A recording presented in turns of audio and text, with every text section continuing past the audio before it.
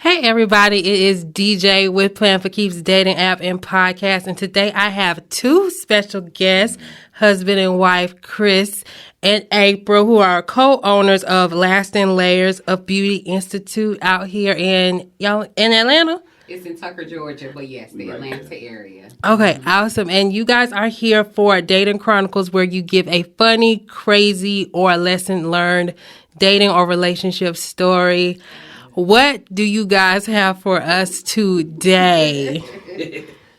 Well, where do you want to start? Might as well start with our dating. Yeah. I was in prison. I'm going straight into it. Okay. I was in prison.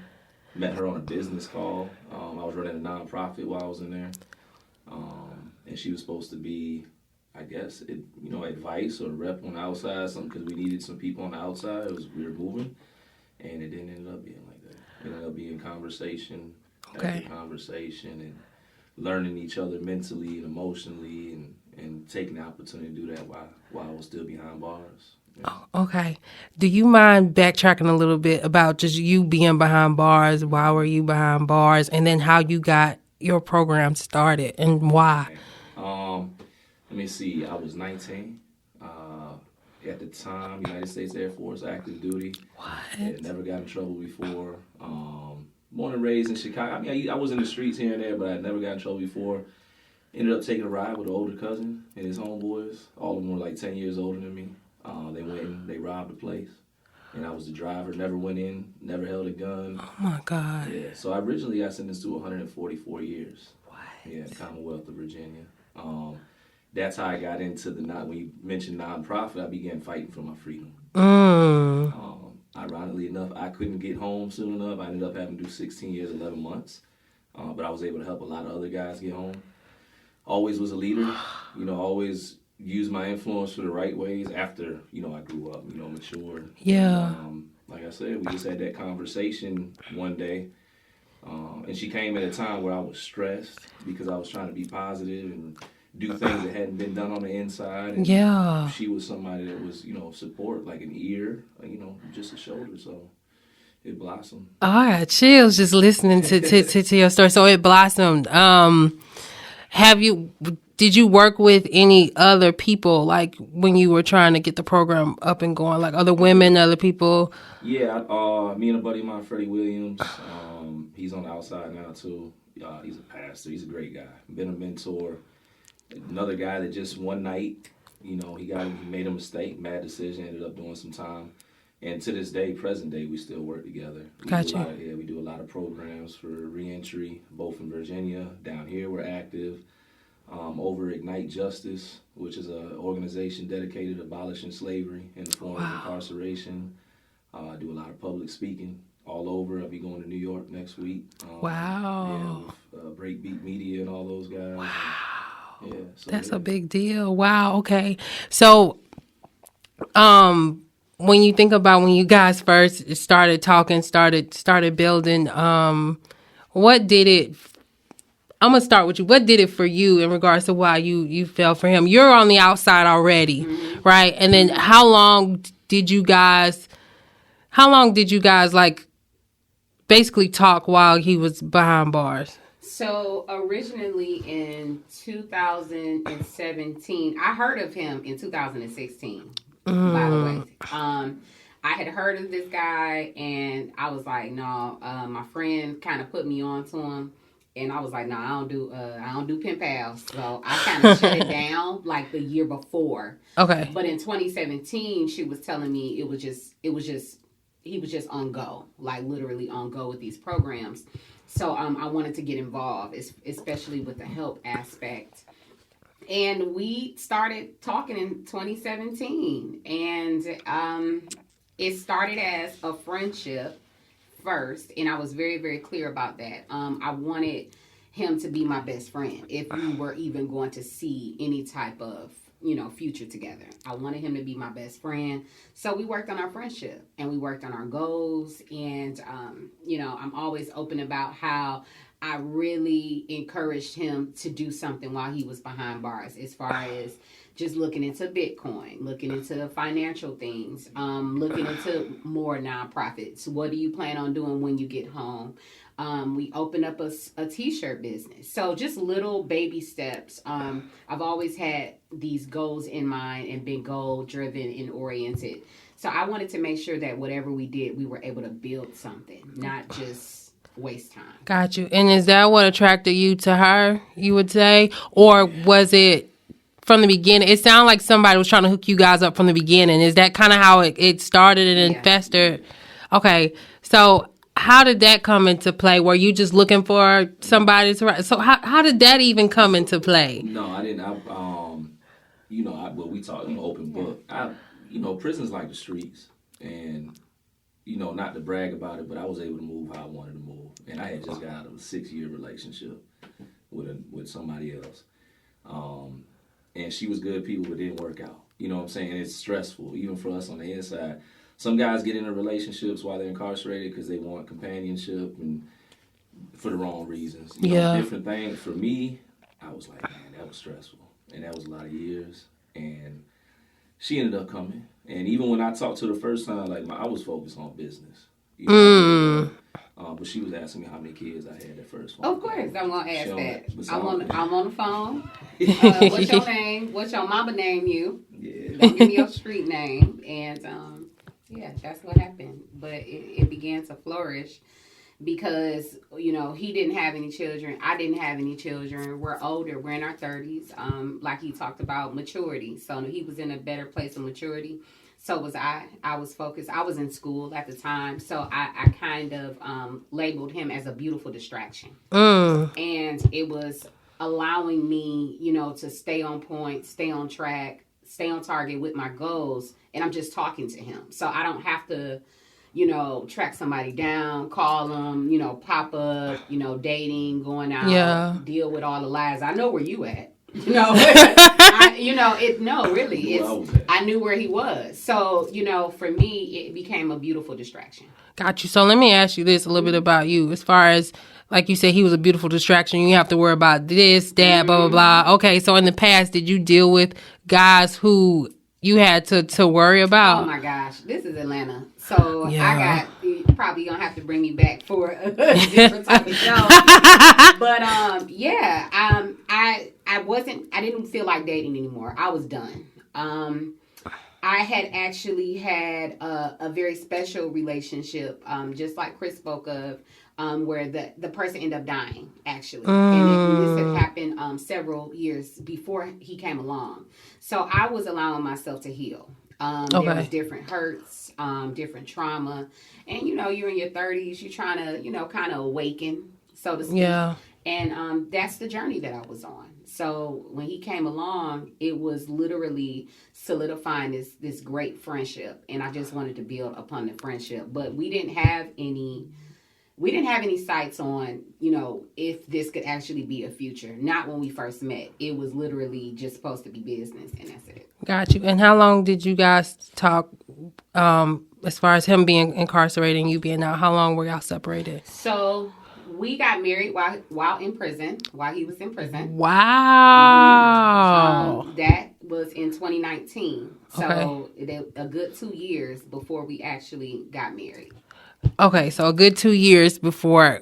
Wow. Okay. So did you know that you was getting out sometime soon, or are you getting married just off of the strength of a possibility? No, we knew I was coming home. I was fighting I had a conditional pardon in front of the governor on the governor's desk, so I could have came home early, but we knew the worst case, scenario. Which at the time when we met, I only had like 3 years left on my sentence. Which I say only 3 years, but guys that did time, they know what I'm talking about. Yeah. And I came home January 13, 2020. We got married September 1st of 19. So we had some months, but altogether like 2.5 years. Wow. She was going back and forth from Georgia to VA. Her and my mother, they like two peas in a pod. Her mother loved, it's crazy. But you were saying, these relationships often they don't make it. We have done a lot of work. Yeah. And then you paint the picture. It's like, okay, now he's home. Y'all together. Y'all out You know, how have y'all grown since? I'm sure there's had to have been hurdles, and it's, you know, not always rainbows and butterflies. How, you know, You want to go first? yeah. I mean, I came home January 13, 2020. Yeah. After doing almost 17 years in prison. So I had that trauma that I had to address. And then the world was ending. Or what it looked like it in 2020. I bet it did. Right. Oh yeah. I come home from prison, and next thing I know, they're shutting everything down. And you were locked up for 17 years, right? Yo, what was the shock for you? Because I know, like, the world had to have been totally different from when you first. Yo, so what's the biggest shock? Yeah, what was the biggest shock for you? And people are they're more disrespectful out here. Oh yeah, they are. Out here. They are. They're more violent out here. These things happen. The technology didn't shock you? Oh no, oh wait, did y'all have technology and stuff? It sounded like it. Now I'm talking to you. Technology definitely changed. When I got locked up, we had, I think, MySpace, maybe. Nobody was really no smartphones. Text. I came home. Still flip phones. Yeah, I came home with smartphones, Facebook, IG. So yeah, that stuff shocked me. But like the biggest shock is I don't think people out here really understand how blessed they are. Yeah. Because if they did, they move different out here. It's crazy out here in these streets. Yeah, I can imagine. So how did you deal with, like, the trauma that you just was talking about? And then how did the trauma impact you? Yeah. Well, for me, therapy. Continuing to go to therapy.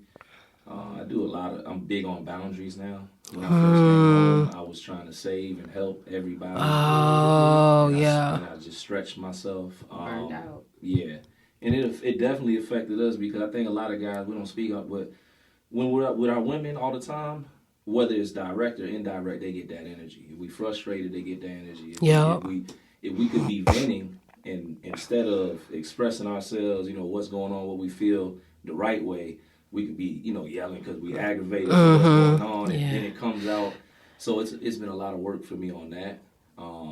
It's been, ironically enough, I go from prison around all men for the most part. So not just being home married, but being at a cosmetology school, principal. So it's just learning. You got to relearn how to communicate. I'm in an environment that was harsh and negative, and these things for so long, and then now I'm out here. So it's just a lot of communication work, learning to listen. I'm still learning to get better at listening, and not trying to offer solutions all the time. Oh, that's a big one. Yeah, I can keep going on. I'm gonna get out the way. I got a list of stuff I work on. Guys, tell me how all of that impacted you, like when he first got out, and just how you kind of learned to balance and. Certainly, there was a great level of patience that I knew that I was going to have.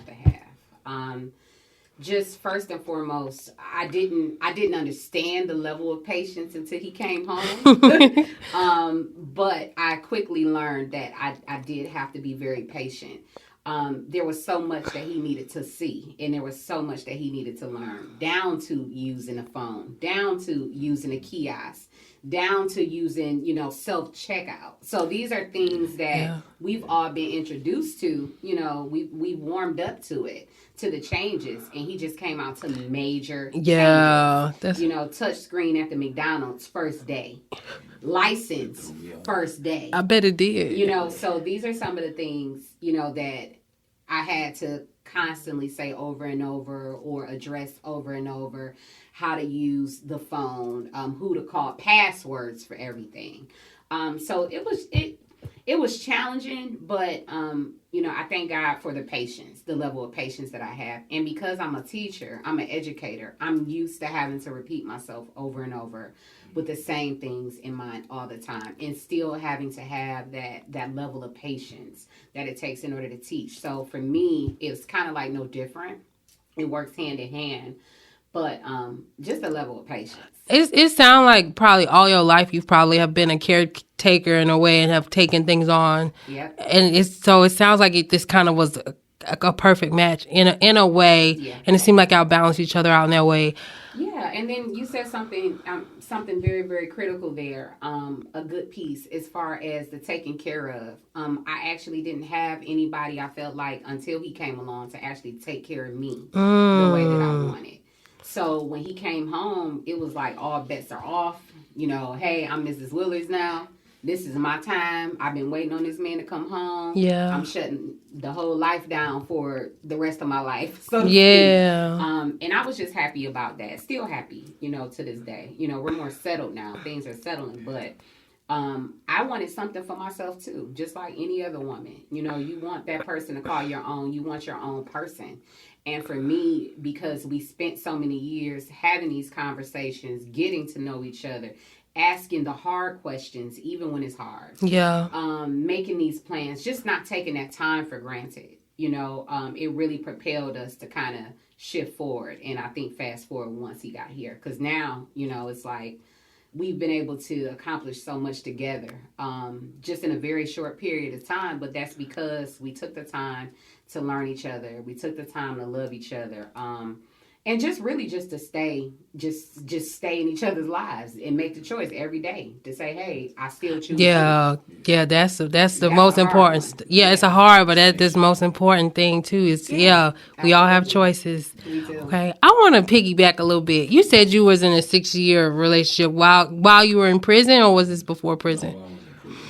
What was the difference? And this is not me trying to compare, but I wonder what was the difference for you in regards to the last person you were with and her, and why she wasn't stressful? You know, for me, and like I said, I'm still friends with her. You know. Okay. I think it was at that point. You know how sometimes people get in a relationship for the wrong reasons. Mm-hmm. You know, like we cool. But we probably shouldn't be trying to be in a relationship. Oh, yeah, I know that one. Yeah, I know exactly what you're talking about. Like, fast forward now, I'm cool with her dude, and we see as two mature adults years later, now it's over a decade or whatever later, we like, yeah, we was tripping. We was trying to force something. I just say what it is. She's the first woman that ever, I felt like, would pour into me. I'm a thinker. You know, I'm very cerebral. I pay attention to things other people don't.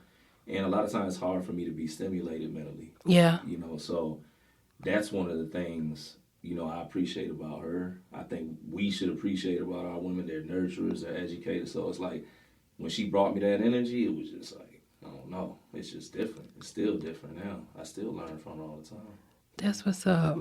That's what's up. And what would you say when you think back the difference with him and from anybody else that you've been with? And he literally pushes me to be the best version of myself. I just feel like with the good, bad, and the beautiful, all three. It has pushed me to a place of purpose. He backs me. And really, I just felt like for so long, I just need somebody to have my back. I need somebody to cover me. I need somebody to see the things that I don't see. And like he just said, you know, he's more cerebral. So he thinks about the unseen things. He thinks about all the different scenarios that I normally just don't think about. I'm just, you know, kind of, you know, I just...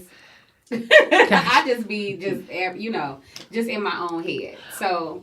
It works. It's the balance. Gotcha. Let me ask you this, because I know it sounded like you were single for a long time. Like, how were you able, like, I know that, okay, you guys married and you were like 2 years while he was in prison, but I feel like myself and a lot of women who were single for a long time struggle with the thought of having to share space with a man. You've been single.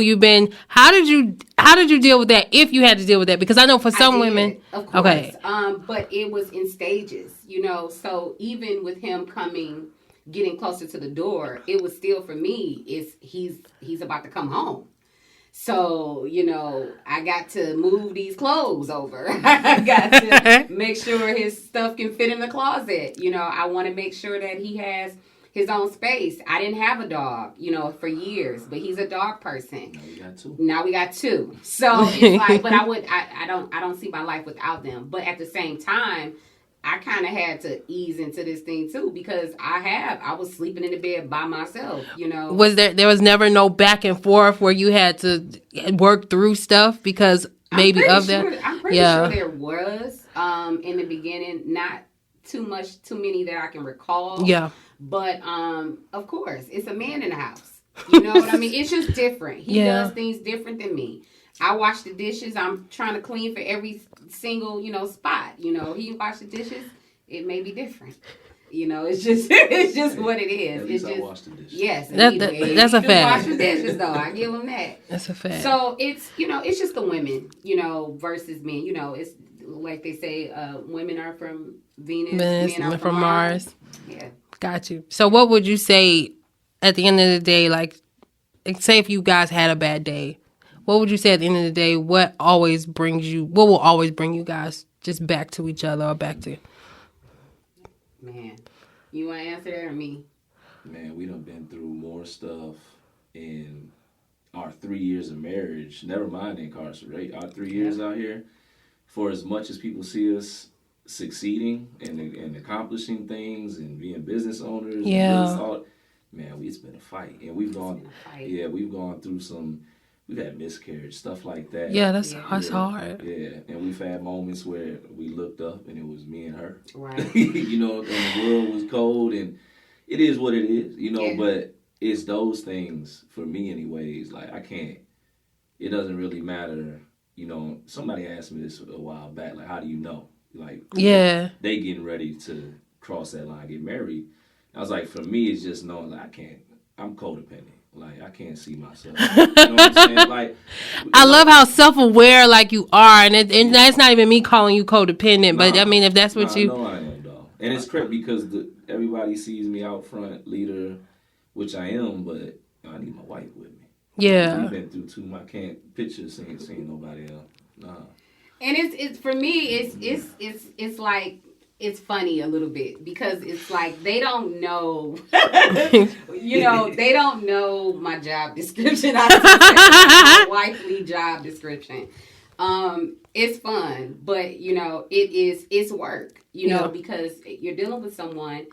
I have to be head over heels in love with somebody, to deal with while he's dealing with the trauma after 17 years, going to therapy, going to, even mental therapy, going to therapy together, apart, we both had trauma. It's not just him. So it's easy for me to, go to sleep and wake up and know that he's still going to be there. As long as he's there, I know we can get through anything. We've had to fight for everything that we have. Still fighting, fighting for our future, fighting for our future children, still believing God for that. So we're people just like everybody else, but at the end of the day, I'm going to continue to choose him every day. And as long as we keep that in the forefront of our minds, we're always good. Got you. Okay. Let me ask y'all this. So what would you say is the most misunderstood thing about your relationship? And then what would you say for you, what was the most misunderstood thing about you in your relationship with him now, and then vice versa? You can go first. Misunderstood. I don't even know where... I don't know if this would say misunderstood. I know a lot of people weren't expecting me to come home and be faithful, be home every night, get a business up for her and everything. Like, I know, and it's okay. Because I can only imagine the people that loved her. This guy's in 17 years in prison. Yeah. You know what I'm saying? So I guess that I think a lot of people had me misunderstood. And at the same time, who I was year one, I'm definitely not year three. And got you. Yeah, I think that's really. I was gonna say the same thing. Year one, different from year three. We had to get through our first year home, dealing with COVID, being at home with each other. Remember, like everything locked down. Yeah. So we don't have no choice but to love each other or leave each other. So to be able to get through that, I feel like it is the same thing. People, how he not gonna cheat or when he say codependent, it's just certain things. Certain people just work for certain people. And that's like one of the issues we don't have to deal with. We dealing with more self-work. self-care. Yeah. You know, that is what we're up against. That's what we fight against. A lot of the stuff is mental for us. It's not even just the regular physical. Can you trust the person? Is that person cheating? Is the money being blown? We don't have those type of issues. You know, our issues are issues that we can't control. You know, as far as what we want for our lives and how we continue to bless others and still be happy for them while we're still trying to be in a place, you know, of happiness, togetherness, building a family, building, you know, generational wealth for, you know, for the future. So I think as long as we stay focused and don't focus on the naysayers, because there've been plenty of haters. Oh, too. yeah. It's always going to be haters. But it's with me and him, it's just something totally different. And I think people see this man and they like, oh, he you know, he gorgeous, he look good and all this, and that's great. You know, my husband, he fine. But you know, it's not just a pretty face. It's not just what you see. Yeah. It's not, when you see me, it's not just, oh my God, you know, he always shout his wife out and blah blah blah. But beyond all of that and underneath that is what we tend to daily. That is what we're trying to get past daily. It's underneath. It's underneath the surface. So I think that part is very misunderstood. I think so too. And I know me being younger, I always looked at the pretty face, but didn't understand the deeper parts of a man. Mm-hmm. So that's something I had to learn for myself. Yeah. So let me revert back to my question now that y'all answered the first part of it. When you think about your relationship, what would you say is the most misunderstood thing about you when it comes to her? Like, what do you think she might misunderstand about you that you guys have to maybe constantly have to communicate about, and then vice versa with you? Me, I try, you know, my life, I'm losing a lot of homeboys every week. I'm losing every month, you know, it seems like. So I'm getting older. So in the back of my mind, right, just as a husband, I just want to make sure she's equipped. I don't want nothing bad to happen. I want to be here till I'm 100 or what. But I'm always moving in that way because I kind of see what she does in the world, and I see the dangers, and I try not to get caught up in that. But sometimes I'm hard on her. I want her to be on point. Sometimes I want her to think like me. Not necessarily think like me, but just understand why I'm like, hey, we got to pay attention. And she gets frustrated, and I get it. But it's just me just wanting to make sure she's going to be all right. And then I'm giving her everything, every piece of knowledge, thought, whatever it is I can. But I know that can be controlling sometimes. Which is, and it's okay. And it's the same. It's the opposite of that. Him being present. I would love for him to just stay present and just enjoy the moment. Sometimes I feel like he focuses so much on, you know, what the future may hold that we miss the opportune time to actually just have that intimate moment just together, just enjoying and just being. And I'm okay with that. But it's something that he's still learning and overcoming. You know, he's way better at it, you know, than we weren't, you know, once were. However, that is always in the forefront of my mind. Like, I just want him to just chill. I just want him to just relax. I just want him to just, Got you. But it was because he was in a highly stressful environment for many, many years. So, you know, to tear down these walls and get through that, you know, it takes, again, extensive, you know, we definitely believe in mental health. The women do. So it takes, you know, therapy. It takes going for nature walks. You know, it takes going to hike up Stone Mountain sometimes. It takes those different things. It takes walking the dogs and just, you know, just being our little family. But those are the moments, you know, sometimes I just wish that he would just tune in and just turn everything else off on the outside world and just be with me. That's what's up. That is nice. Like, I had a question in my head and literally lost my question thinking about you guys hiking with your dog. That is so nice and beautiful. That is. In regards to, so you being locked up, I can only imagine you having a whole bunch of walls up, right? What did she show you to help you really bring down those walls, specifically when you got out? Because, I mean, you could be talking to somebody for a long time, but y'all not together. It's totally different. Like, what what was she able to do to help you bring down those walls and to even be more present? Because she said you've gotten better with that. Like, well, I mean, it was a combination. I allowed myself to be burned out because I'm stretched. You know, I do a lot of work. I drive a truck in the morning. I work at the school in the afternoons. I run a nonprofit. I do social content and advocate. So I burned out. I got tired. And not to, I'm just gonna say this. I think she taught me inadvertently to say no because I was trying to protect her. And as well, I'm trying to shield her. I'm taking hits, and then I said, "Oh no, we got to say no for both of us." yeah. And it was for as far as what she showed me. I think it's just with anybody, like those that are close to me. I don't got friends, I got family, and it's just what did we endure together? What did we experience? But she showed me different than the rest of the family, you know, whatever, that she's willing to endure, you know, prison, my panic attacks when I'm learning, you know, Yeah. those are, you know, we all, these things that men don't talk about, Yeah. you know, but when you not, I feel like not every woman is there for their man the way that they need to be. Just from the stories I hear. Yeah. But she was really there, you know, through my down, my ups in between. That's what she showed me. Let me ask you this. Because I know a lot of women, you know, they start off as that woman, right? They'll be there for the man, ride or die, this, that, and the third, but then they get burnt. Yeah. Why did you decide to continue to be that? Because it sounded like you went through certain situations where you got burned. Yep. So what pushed you to continue to be that? So let's just talk about my burnout for a sec. There was a moment that I literally checked out, period.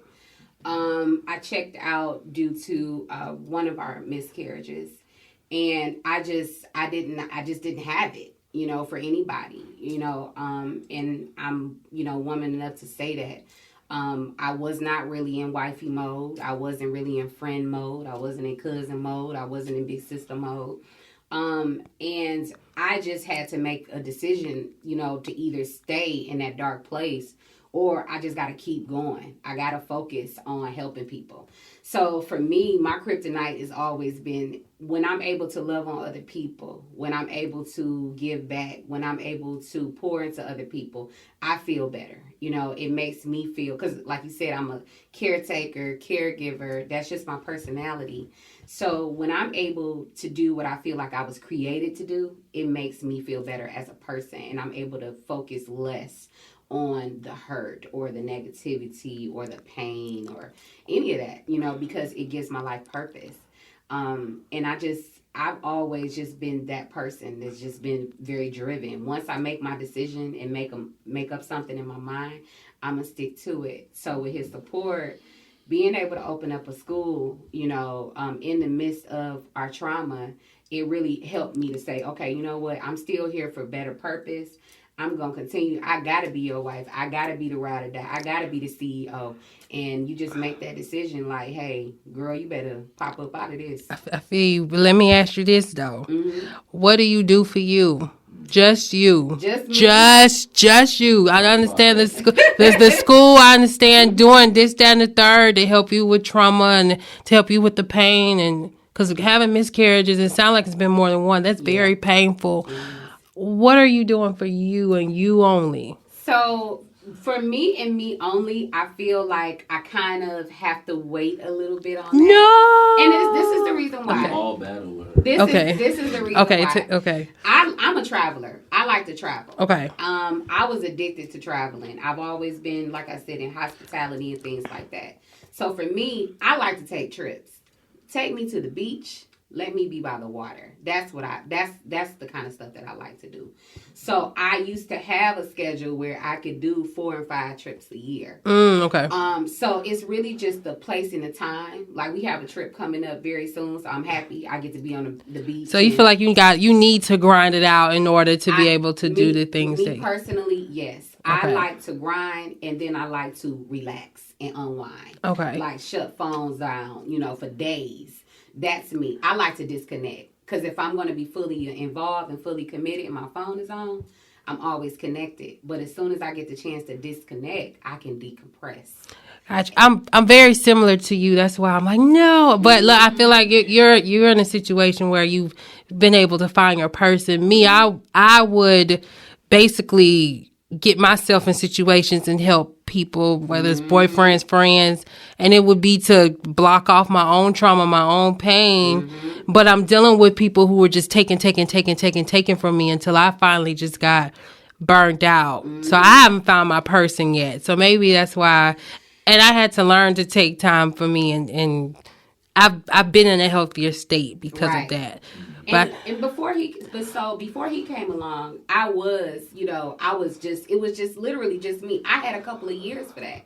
yeah, So, I feel like because I had the time by myself, okay, to have him along the side, and he's the person that kind of got to tell me, okay, bro, that's it. You know what I mean? And shut me down, because I will just continue to just go hard.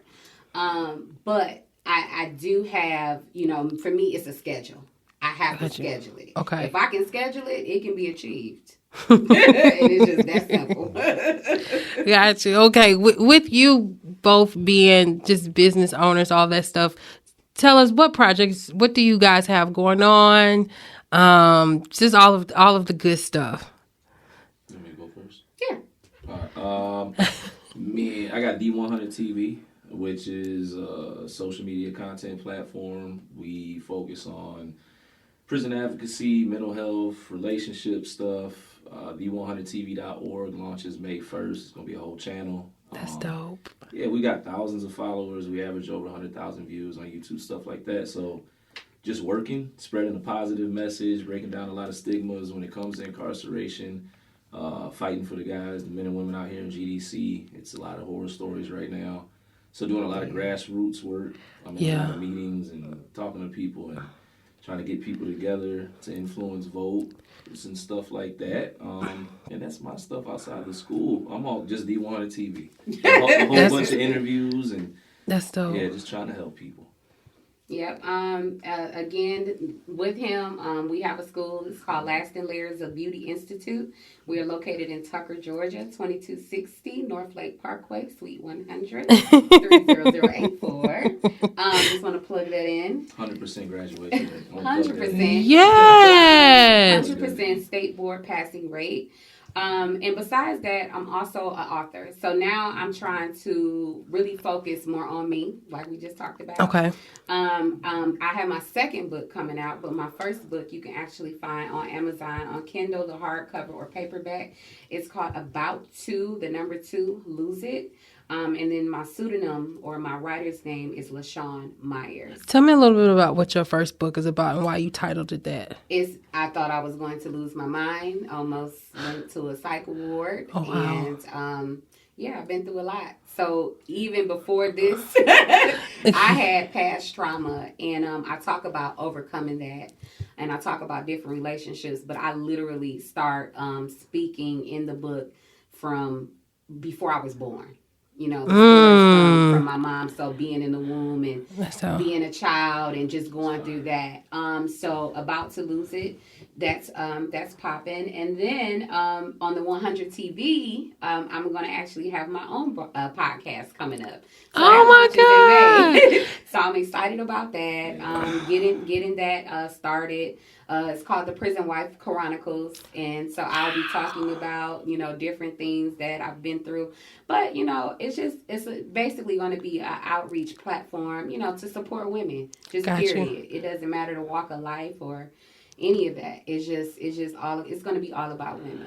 Got you. I want to. Some you said triggered this question, and I'm hoping you guys don't find it offensive.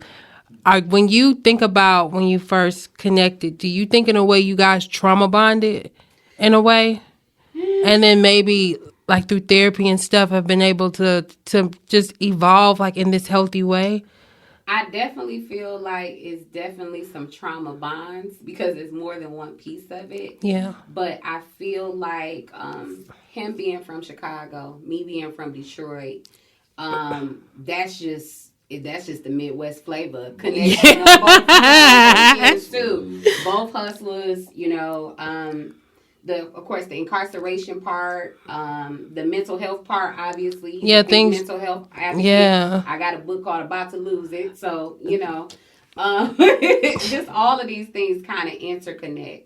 But not just so much the trauma, but the good too. Yeah, that's what I'm about to say. Like, maybe I was wondering, like, maybe you guys trauma bonded, but because I know personally people have trauma bonded, but then they've grown healthy relationships. So I was just curious if y'all probably agree with that or where y'all were with that. I feel like I definitely am in agreement with it, but beyond the trauma bonded, part of it, also just the accomplishments bonding in that too.